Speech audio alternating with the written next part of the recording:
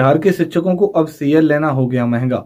ई शिक्षा कोष ऐप पगलाया। खबर देखने वाले आप तमाम दर्शक बंधुओं को अपने ही चैनल को सब्सक्राइब करेंगे और आप सभी को एकदम बेहतरीन तरीके से नमस्कार।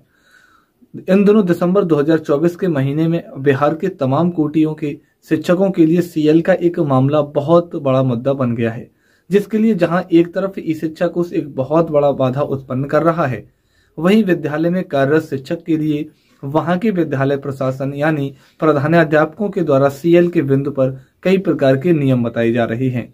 उधर ई शिक्षा कोष ऐप के माध्यम से बनाए जाने वाले अटेंडेंस के कारण शिक्षकों के निलंबन जैसी कार्रवाई से भी झेलना पड़ रहा है। तो वहीं मध्याह्न भोजन के क्रम में अगर प्रधानाध्यापक के द्वारा एक भी अंडा घर पर ले जाया जाता है तो उसके आधार पर उन्हें निलंबन तय उनका हो जाता है। आज के इस वीडियो में इन तमाम बिंदुओं पर हम चर्चा करेंगे, लेकिन इससे पहले जरूरत है, अगर आप नए हैं और अभी तक हमारे चैनल को सब्सक्राइब नहीं किए हैं तो कृपया अभी सब्सक्राइब कर लेंगे। दोस्तों, बिहार के तमाम कोटि के शिक्षकों के लिए इस दिसंबर 2024 के महीने में सीएल लेना अब महंगा हो गया है। जहां एक तरफ शिक्षकों के द्वारा अंतिम महीने में तमाम सीएल का उपभोग कर लेने की बात कही जाती है कि आखिर हमारा जो सीएल है, हमारी छुट्टी है, तो हमें क्यों व्यर्थ बर्बाद जाने दें, हम अपना आवश्यक कार्य इसी दिसंबर महीने में पूर्ण कर लेंगे। वास्तविक सोच है और होना भी चाहिए, क्योंकि शिक्षा विभाग के द्वारा शिक्षकों को छुट्टियां नहीं प्रदान की जाती हैं। सुबह 9:30 बजे से लेकर 4 बजे तक इन दिनों विद्यालय में रहने पड़ते हैं और वहीं किसी भी प्रकार की छुट्टी अन्य दिनों में नहीं मुहैया कराई जाती है। वहीं सीएल लेने के क्रम में बिहार के खास तौर पर नियोजित शिक्षकों के ऊपर एक सवाल खड़ा किया गया है और हमारे पास यह खबर आई है कि एक नियोजित शिक्षक ने यह खबर बताई है कि जब उनके द्वारा दिसंबर महीने में सीएल लेने की बात विद्यालय के प्रधानाध्यापक से की गई, उन्हें अपना आवेदन प्रस्तुत किया गया तो उनके द्वारा सीएल पर एक नया नियम बताया गया है। दोस्तों, उस नियम के बारे में हम आपसे आग्रह करना चाहेंगे कि आपकी सोच क्या है इसके ऊपर, उस पर राय क्या है, कमेंट के माध्यम से आप उस नियम के बारे में हमें जरूर बताएंगे। यह नियम है कि जब शिक्षक के द्वारा सीएल हेतु आवेदन दिया गया तो प्रधानाध्यापक की ओर से कहा गया कि विद्यालय सेवा नियमावली यह कहती है कि अगर शिक्षक शनिवार को आकस्मिक अवकाश में रहते हैं और सोमवार को भी आकस्मिक अवकाश में रहते हैं तो 2 दिनों को सीएल नहीं बल्कि 3 दिनों का सीएल लेना होगा और शिक्षक का 3 सीएल काउंट किया जाएगा। जब शिक्षक की ओर से यह कहा गया तो यह तो घोषित अवकाश है, ऐसे में हमारा सीएल कैसे काउंट हो सकता है। हम 2 ही कार्य दिवस में सीएल ले रहे हैं तो यह मेरा अधिकार है कि हम 2 सीएल सैटरडे और मंडे को अपनी छुट्टी के रूप में उपभोग करें।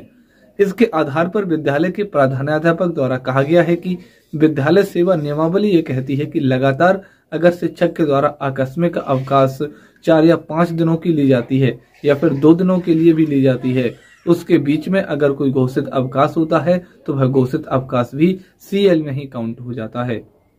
इसलिए शिक्षकों की सोच समझकर सीएल का उपभोग करना चाहिए। दोस्तों, आपका इस संबंध में क्या राय है? वास्तव में अगर आप नियोजित शिक्षक की नियमावली की बातें कहीं कही जाए तो इसमें इस बात का कहीं से भी कोई प्रावधान नहीं किया गया है। सिर्फ इतना जिक्र किया गया है कि शिक्षकों के द्वारा एक साथ 12 सीएल का उपभोग किया जा सकता है, लेकिन अभी तक मैंने कोई गजट में नहीं देखा है कि सीएल के मामले में अगर लगातार सीएल लिया जाता है तो उसमें घोषित अवकाश भी सीएल में काउंट हो जाता है।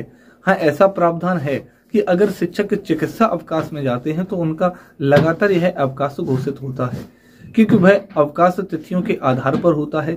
इसमें तारीख से लेकर इतने तारीख तक अगर मातृत्व अवकाश की बात होगी तो उसमें भी घोषित अवकाश काउंट किए जाते हैं, क्योंकि वह भी तिथियों के आधार पर ही उपयोग किया जाता है कि इतने तारीख से लेकर इतने तारीख तक मातृत्व अवकाश में हम रहेंगे।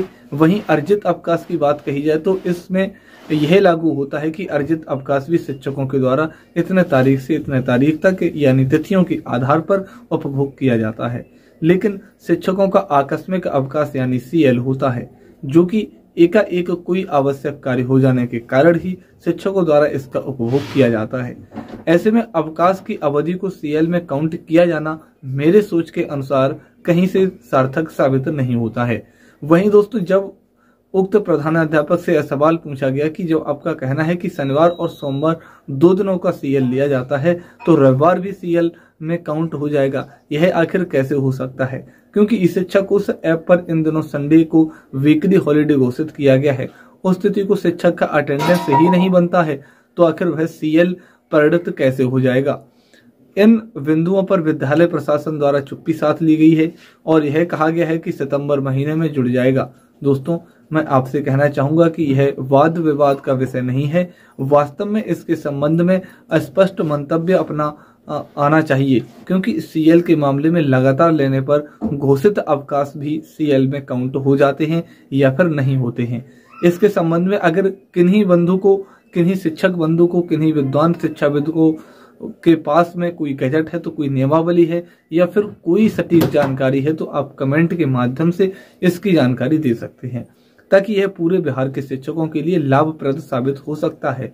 वहीं दोस्तों, ई शिक्षा कोश ऐप इन दिनों शिक्षकों को पगला कर रख दिया है। वह तो खुद पागल हो चुका है, लेकिन शिक्षकों को भी पागल कर रख दिया है। जहां एक तरफ सीएल के बिंदु पर ही चर्चा की जाए तो वह आपको पता होगा कि इन दिनों दिसंबर महीने को नए साल में काउंट कर लिया गया है ई शिक्षा कोश ऐप के द्वारा, और दिसंबर महीने में शिक्षकों के द्वारा जो भी सीएल का उपभोग किया जा रहा है वह सभी के सभी जनवरी 2025 के अवकाश से काटे जा रहे हैं। इस पर भी सवाल किए जा रहे हैं, लेकिन अभी तक शिक्षा विभाग की ओर से इस पर कोई स्पष्ट दिशा निर्देश नहीं जारी किया गया है। लेकिन उधर शिक्षा विभाग के द्वारा इसी ई शिक्षा कोश ऐप पर विश्वास करते हुए रैंडम चेक के माध्यम से शिक्षकों के ऊपर कार्रवाई भी की जा रही है। दोस्तों, कार्रवाई के क्रम में एक पत्र जारी किया गया है। स्पष्टीकरण से संबंधित यह पत्र जारी किया गया है कि जिला कार्यक्रम पदाधिकारी स्थापना जमुई की ओर से आइए, आपको स्क्रीन के ऊपर लेकर चलते हैं, वहां पर पत्र मौजूद है। दोस्तों, यह पत्र जो है वो 13 दिसंबर 2024 को जारी किया गया और इस पत्र में उल्लेख किया गया है कि स्पष्टीकरण के संबंध में उपर्युक्त विषय के संदर्भ में अंकित करना है कि सभी शिक्षकों को ई शिक्षा कोश ऐप के माध्यम से उपस्थिति दर्ज करनी है। अधोहस्ताक्षरी कार्यालय में रैंडम जांच के क्रम में पाया गया कि आपके विद्यालय में पदस्थापित शिक्षिका अनु कुमारी की उपस्थिति से संबंधित विवरणी इस प्रकार है।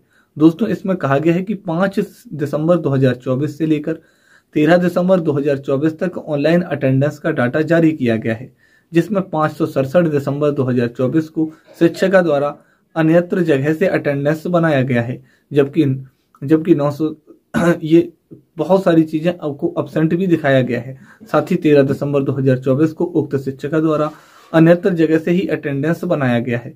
आगे लिखा है इसमें कि इससे स्पष्ट होता है कि वे के नियम के विपरीत बिना किसी आदेश से उक्त शिक्षिका द्वारा मनमाने तरीके से मार्क ऑन ड्यूटी कर उपस्थिति दर्ज की जाती है। साथ ही उपस्थिति स्थल अन्यत्र जगह का प्रतीत होता है। इसके अलावा यह विद्यालय अनाधिकृत रूप से अनुपस्थित रही थी। इससे स्पष्ट होता है कि आपके विद्यालय में शिक्षक मनमाने ढंग से कार्य कर रहे हैं और आपकी जवाबदेही परिलक्षित होती है। क्यों नहीं आपके विरुद्ध विभागीय कार्यवाही संधारित की जाए। आप अपना स्पष्टीकरण दिनांक 16/12/2024 को अधोहस्ताक्षरी के समर्पित करें। स्पष्टीकरण पर अंतिम निर्णय आने तक आपका और उक्त शिक्षिका का दिनांक 5 से लेकर 13 दिसंबर तक का भुगतान स्थगित रहेगा।